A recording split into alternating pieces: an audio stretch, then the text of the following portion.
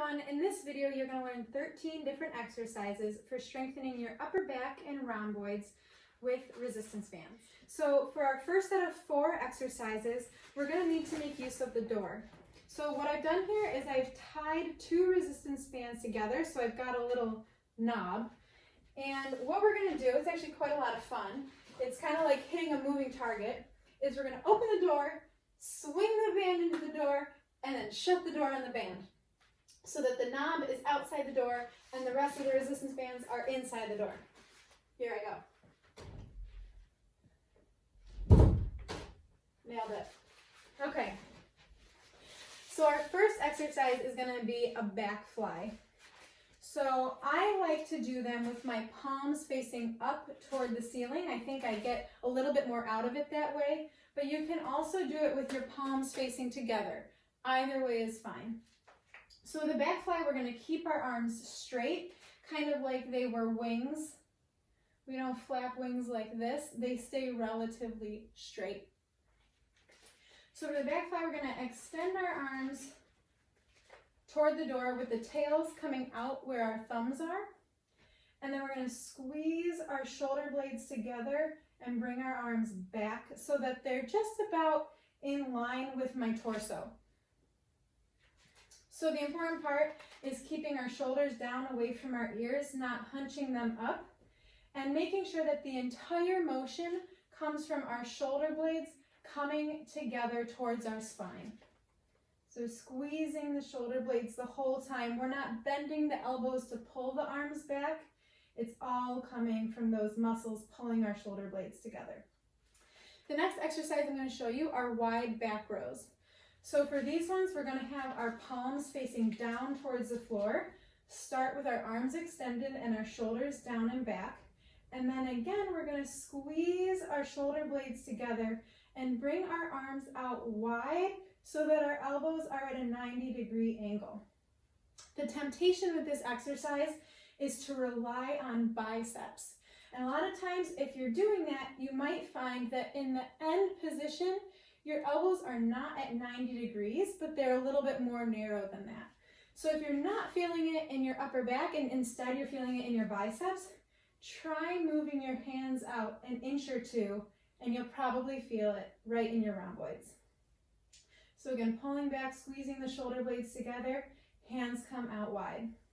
The third exercise is a narrow back row. So instead of bringing our elbows out wide, we're going to bring our elbows together. So as if we're trying to squeeze our elbows and touch them together behind our back, and our hands just pull straight back. So nothing comes out wide. The whole thing is narrow and we're just squeezing the shoulder blades together the whole time. The next exercise, and one of the final ones we're going to do in the door, is arrow pulls. So for these ones, I like to face my palms up toward the ceiling, and I allow the bands to come out where my thumbs are. And for this one, it's kind of like a back fly, but our hands are going to be angled down towards the floor. And in the finished position, we look like an arrow pointed towards the sky. So the important thing with this is that we're not pulling straight back. That would use our triceps. What we're going to do is draw a quarter circle with our thumb. So our thumb should start facing out to our side, and it should end facing behind us. So if you think about that circular motion, you're going to be just fine and you're going to do it perfectly. Again, whole thing stemming from the shoulder blades coming together.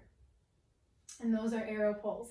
Now, all of those 4 exercises can also be done in a more advanced variation where we don't use the door, but instead we bend at the waist. Now, this is a more advanced variation, and it's for those who are very, very confident in their form, who have a mirror or a spotter that can check their form. If you're newer to exercise or you don't have any of those things, please, I ask that you would not attempt these exercises and instead use the door variations. So the bent over variations are going to work like this. You're going to stand on your band. I like to crisscross the band and hold it so that the tails come out where my thumbs are. And then you're going to bend at the hips. So there's no rounding of the shoulders, there's no rounding of the lower back. My shoulders start down and back, and everything stays that way, and I only bend at the hips. From here, we're going to do that back fly motion. So bringing our shoulder blades together and pulling back.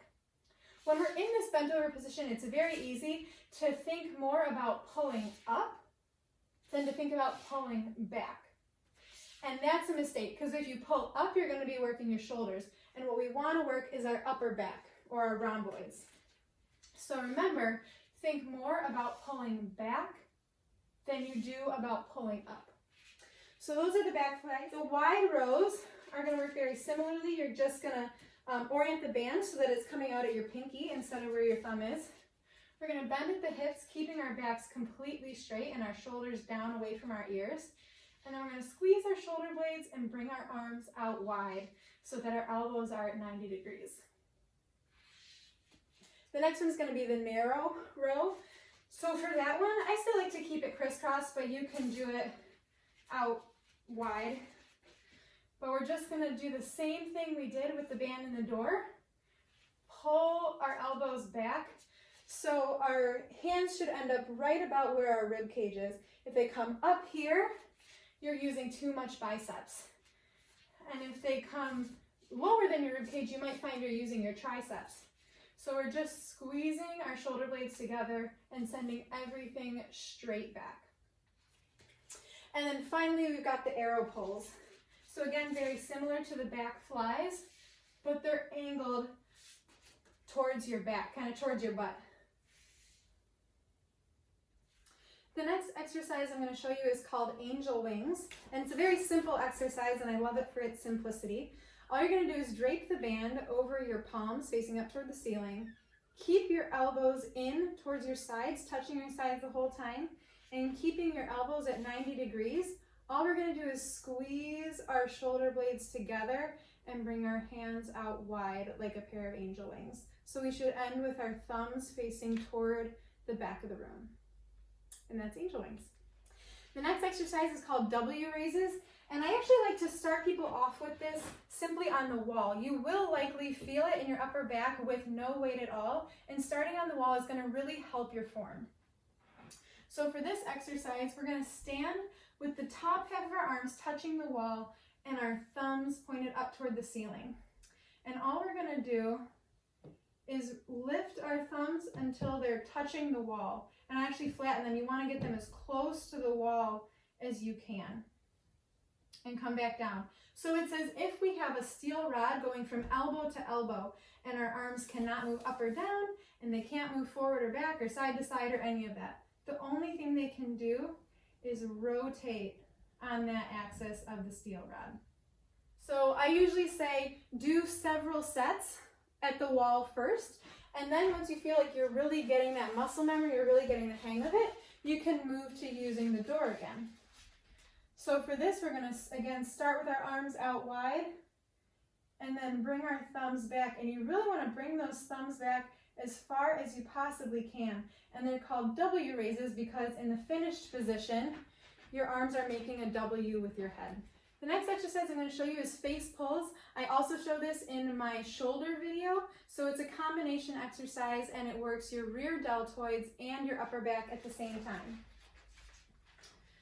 So for this, we're going to stand with our arms extended towards the wall, and our shoulders down and back, standing up straight, and then we're going to pull everything back. So we're squeezing our shoulder blades, we're bringing our elbows back, bringing our thumbs back as far as they can go, and then releasing. And coming back again, always keeping the shoulders down away from the ears and squeezing the shoulder blades together. I've got two more combination exercises for you. I love them because they're a great way to get a big benefit in a small amount of time. So this next one is going to be a single back fly with a fire hydrant, and it's going to work your glutes and your upper back at the same time, along with working your core. So for this one, you're going to hold the band in your hands, and we're going to be on hands and knees, squeezing our core so that our lower back doesn't sink toward the floor or hunch up toward the ceiling. And what we're going to do is a single arm back fly. Okay, so one of our arms is going to reach out to the side with that shoulder blade drawing in towards the spine. And what we're going to do with our other leg is a fire hydrant.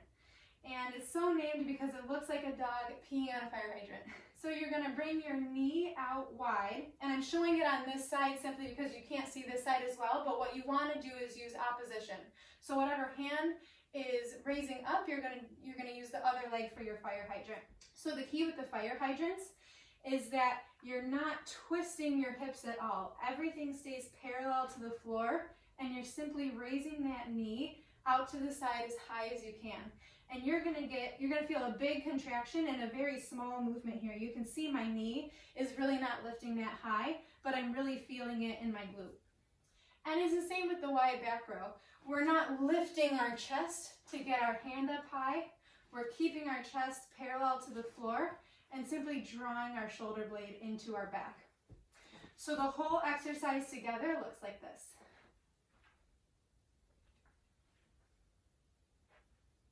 And again, it definitely works your core as well to stabilize all of those moving parts.